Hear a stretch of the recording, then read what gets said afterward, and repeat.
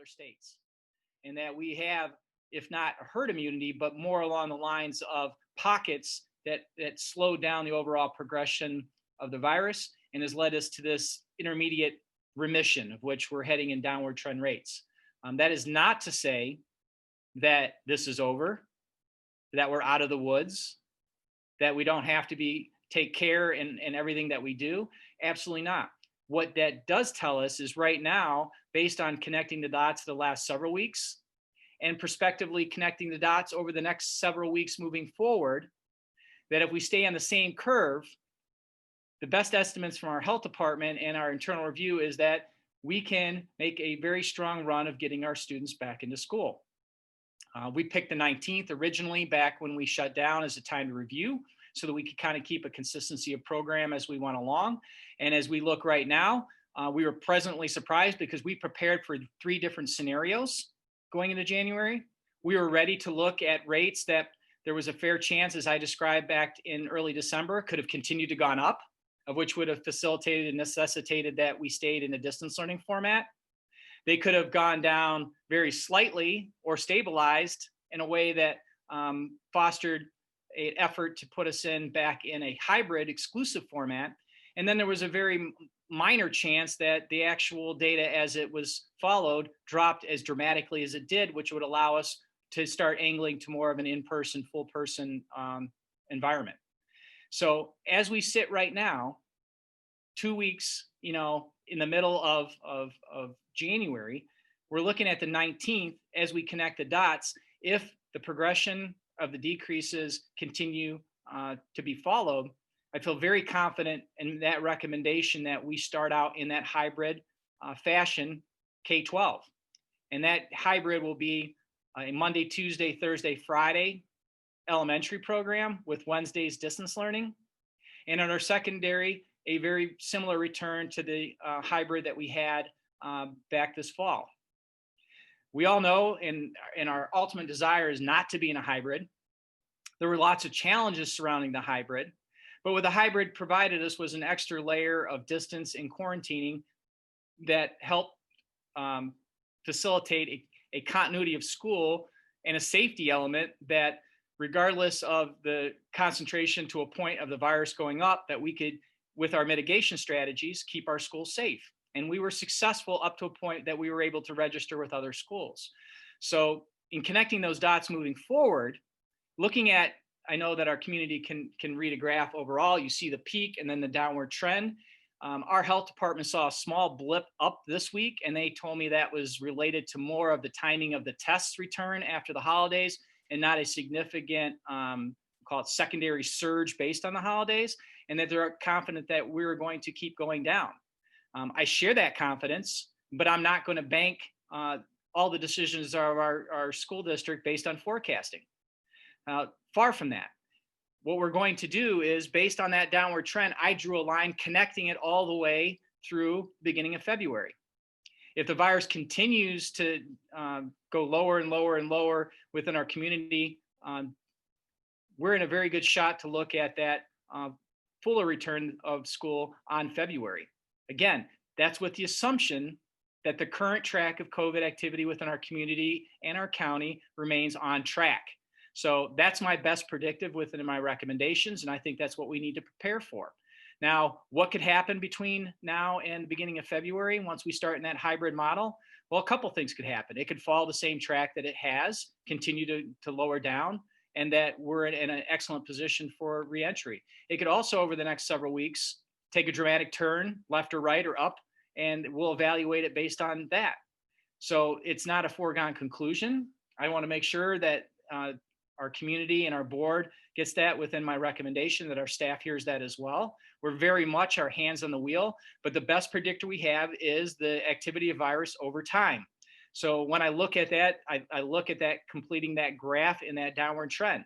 And when individuals challenge, well, how will you know after 2 weeks? I would argue that we've been following this since December on a curve that has been a line that we've been tracking, and that we're anticipating that this curve stays for those 2 weeks. Any dramatic turn this week, into next week, into the week after, and the week after that will very much highlight our final decision to be able to progress into that full person to person at the beginning of February. Obviously, over the next several weeks, as we begin that hybrid, if we do have challenges with keeping our schools open because of quarantining, if we see dramatic or a change in increase of the virus activity within our community or county, or if there's any other disruptions or other information that comes to light, because we've been light on our feet through this entire process, through the last year of being able to follow COVID and what its effects on our community have been, we are going to make intelligent, informed decisions as we move forward. So I just want to make sure that as you all can see that graph that's on the screen, both at home and for the board, that we'll be closely monitoring it. And it's more complicated than just a final 2-week decision. So in essence, then I feel like I'm very confident on that initial recommendation based on that current rate that is in the 40s to be able to enter that hybrid. And I am also hopeful that we'll continue on the trend since mid-November, December, that will then facilitate us to be full entry in that February time slot. Other confounding or interesting or possible positive impacts that, although I'm not banking on, that I'm hopeful, is both the advent and the beginning distribution of vaccine that's now eligible for educators. And our community and our board needs to know that from my health department contacts, that is limited. Again, that's limited right now, and it's going to take several weeks for that to get up to full speed for distribution.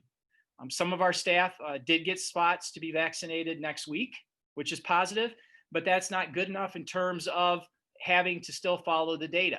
We are going to follow this all the way through, not only for the safety of the staff that has not been vaccinated, but also for the students and the student families as we move forward. We're in the 4th quarter, I believe, of COVID right now. Although we can see light at the end of the tunnel, it's not time to make rash or reckless decisions, but it's also time not to sit on our hands when we have experience of what it is to reenter school and what our containment efforts can provide. We have experience of the hybrid, and with our new wrinkle on Wednesday, they'll add another dimension to our ability to protect and maintain and keep our schools open. I mean, my number one goal has to be not only to get our students in, but every step of this beachhead that we're making, I want to hold ground. I do not want to go backwards, but I want to go forward, but I'm going to do that in a way that we be able to consolidate each one of these gains and keep that movement forward. And I believe at this point, unless something radically shifts, that we're on a very good trajectory to get in initially within that hybrid.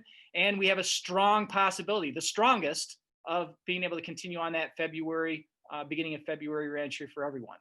I just want to make it so that nobody feels any kind of bait and switch. If this graph changes, if we start to lose, numbers of our schools closed to quarantine, then we'll react, and we're not going to try to double down in a bad situation. We're going to do our best to hold on to that situation. So I feel like at this point, based on now going on a year's experience, we've learned so much in terms of our ability to keep kids and our staff safe within schools. We know so much about the impact and the concentration of the virus that's within our community and how that impacts our schools. We know so much more about the implication and how schools are integrated as part of the community and our place and time of helping support overall community wellness. And we also know the importance of getting our kids back into school. So with that being said, I hope this kind of serves as kind of an overall driver of our next steps. And it should also be known last week that our governor is very much in line in terms of her recommendations and goals of getting students back in as soon as possible. She's not advocating being reckless either, but she is being thoughtful and hopefully in the support of us to be able to get in. And that's kind of the direction that we're going. I think that we have a thoughtful process outlined, and that today, now as a second part of our overall communication train, individual building principals, we're in contact and sent notes out to all of our families to give them additional details to help prepare them for that reentry on the 19th. So in whole, I'd welcome any questions. I believe I covered all the major aspects of our reentry plan here with our board and our community. And as far as our Board of Education, I'd be more than happy to entertain any questions that you might have or anything that you'd like me to further go into detail with. Thank you, President Morris. Thank you so much, Dr. Ryan. Board, I can see everyone's faces again. Does anyone have any questions or comments for Dr. Ryan at this time? I just lost the light right above my head, so I look like I'm sitting in the dark, which I guess I am.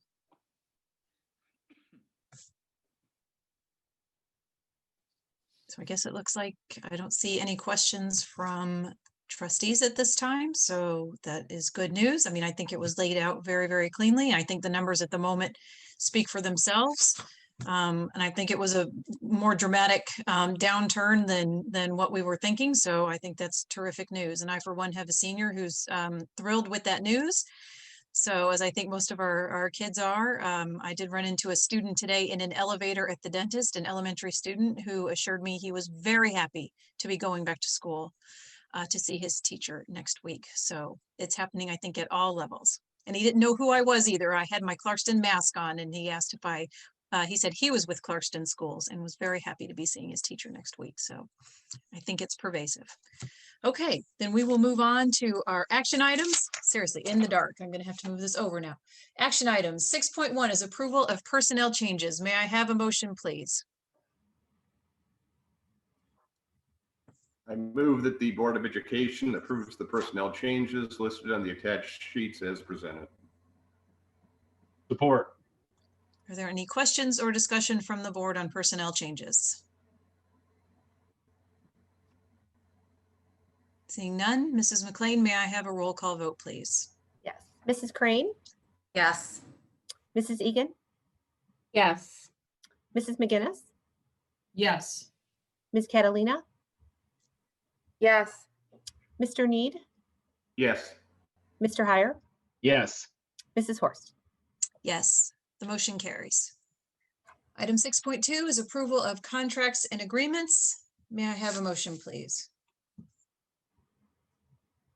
I move that the Board of Education approves the proposed master agreement between Clarkston Community Schools and the Clarkston Custodial Association, administrators, and the non-affiliated employee groups as presented. Support. Any questions or discussion from the board? I think you all should have seen a few housekeeping cleanups in the contracts that were sent around today. So if any questions on that, I'm sure Mr. Lucido can explain or answer any questions for those.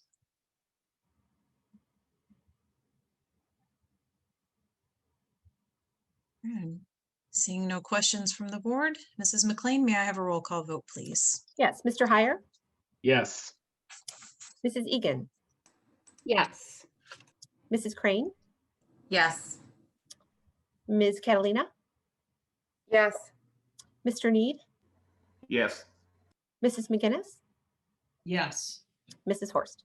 Yes, the motion carries. Item 6.3 is approval of reappointment to ITV Video Center Board. May I have a motion, please? I move that the Board of Education approves the reappointment of Steve Heyer to the ITV Video Center Board to serve through December 31st, 2021 as presented. Support.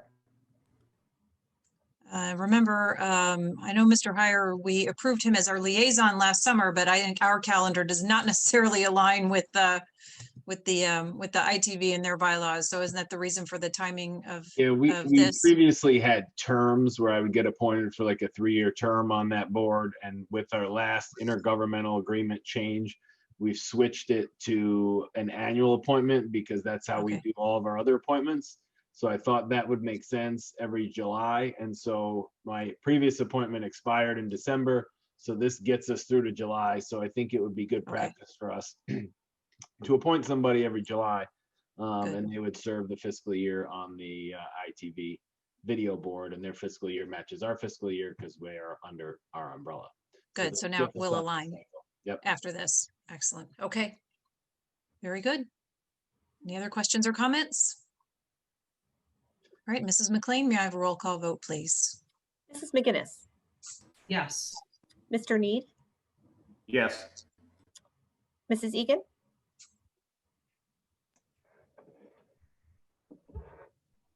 Mrs. Egan? Oh, Yeah. There we go. Okay. Mr. Heyer? Yes.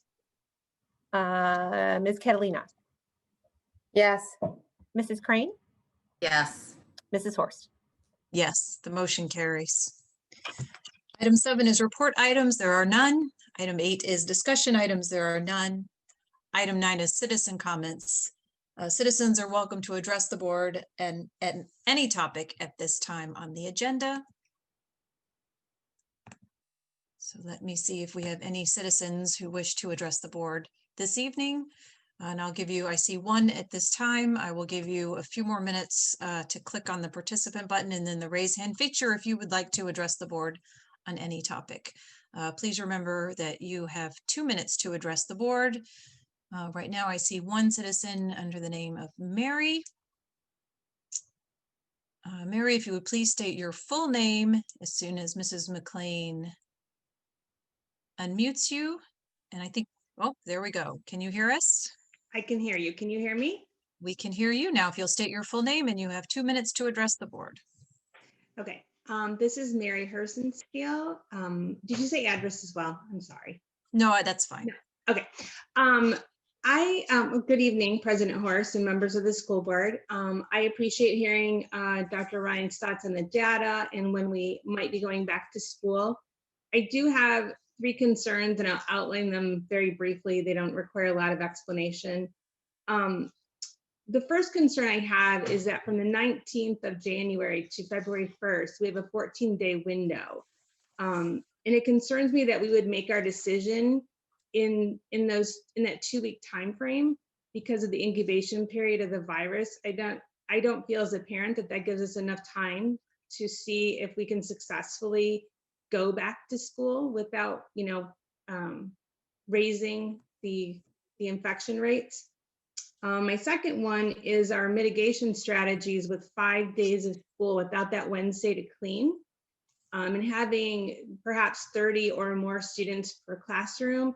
And if we're still going to use those 10 minutes passing in secondary, a teacher having to clean up after 30 students each time, but also our custodial staff, when they will get into those classrooms to do those mitigation strategies. And the third one is the current backup on vaccines, or back order, I might call it, whether or not our teaching staff who want to can get adequately vaccinated in that short amount of time. I don't even know if all of them can get their first vaccine, let alone get that second vaccine, which would give them that 95% effectiveness. So again, you guys have more information than I do, but I just wanted to say those are my concerns as a parent. Thank you. All right, thank you very much. We appreciate your comments. I see 2 other citizens who wish to address us. Julie Monet. As soon as we get you activated, if you'll state your name, please, and you'll have 2 minutes to address the board. You just need to unmute on your end and then we'll be able to hear you.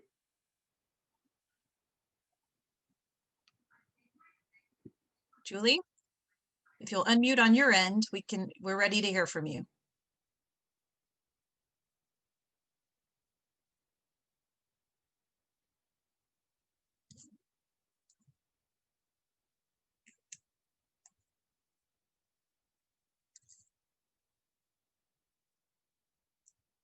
All right, Julie, hang tight. Let's go to Nicole, and then Julie will come back to you while you.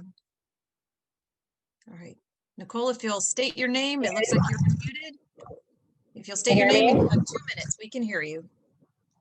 Hi, this is Nicole Dean Kretz. So a little bit along with what Mary just stated, I just wanted to address my concern as a parent. I fully support and am happy to hear Mr. Ryan's goals on getting our students back into school, especially full-time. So don't take anything of my questions any differently than that's our goal. The kids highly desire this.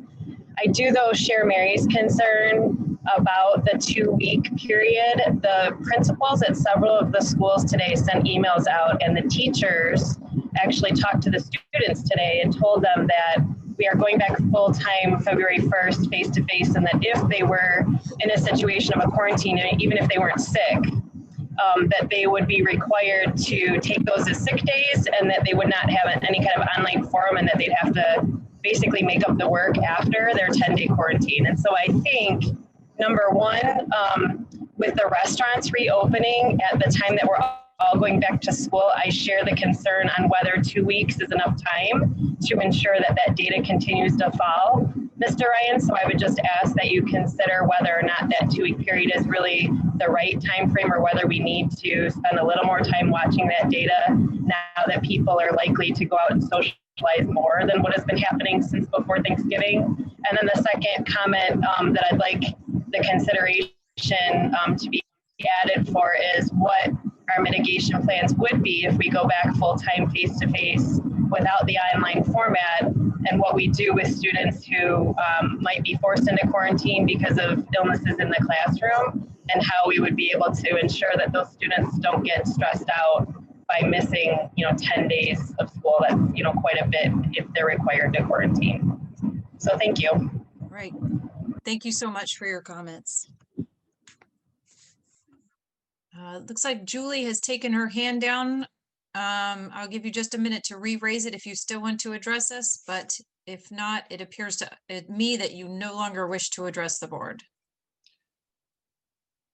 President Horst, if I may, I normally don't have any type of response except to listen, but I would hate to have our audience go away with any kind of misconception. Sure, please.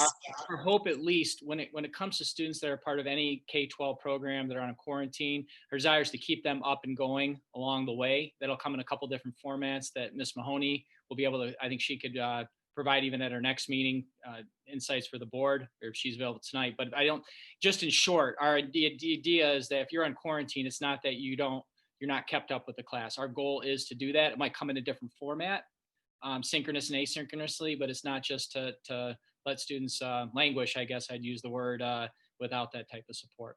And that would be the one clarification. All right. Thank you so much, Dr. Ryan.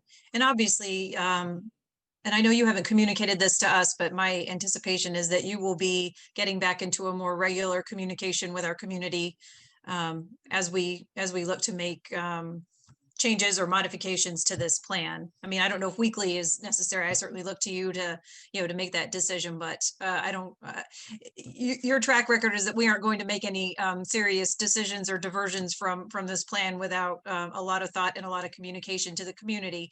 And so I'm very, very confident that a lot of these issues and questions that came up will certainly be communicated beforehand. Yes, ma'am.